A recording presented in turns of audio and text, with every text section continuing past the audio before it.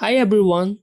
In this video you will learn how to counter dive composition in Overwatch. Maintain a tight formation with your team to minimize vulnerabilities to dives. Assign tanks and supports to protect the backline from flankers like Tracers and Genji. Use heroes like Bridget, Mei, and Roadhog who excel at countering dive heroes. Utilize high ground positions to gain a tactical advantage and force divers to expose themselves. Coordinate crowd control abilities to disable diving heroes. Quickly focus fire on diving heroes to eliminate them before they can retreat. Communicate dive attempts and coordinate defensive responses with your team.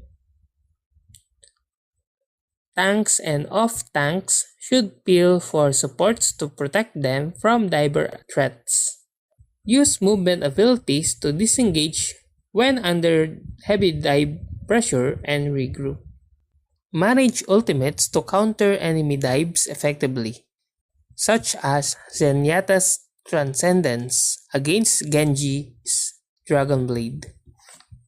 Bait diving heroes into unfavorable engagement where your team has the advantage. Consider counter diving by aggressively engaging their supports or weaker heroes. Use environmental hazards to your advantage to punish diving heroes. Use Sombra to hack key dive heroes like Winston or Diva to disrupt their mobility and defensive capabilities. Use Anna's Sleep Dart to shut down diving heroes during their engagements. Utilize Lucio's Soundwave to boop diving heroes away from your team. Use McCree's flashbangs to stun diving heroes and prevent them from escaping.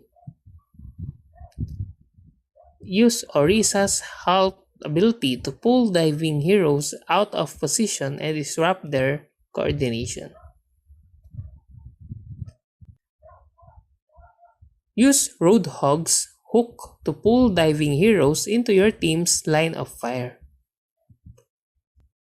Place Torjon's turret in strategic locations to deter and damage diving heroes. And that's how to counter dive composition in Overwatch. If you like this video, please click the like and subscribe and ring the bell icon to notify you to our next video. Thank you for watching.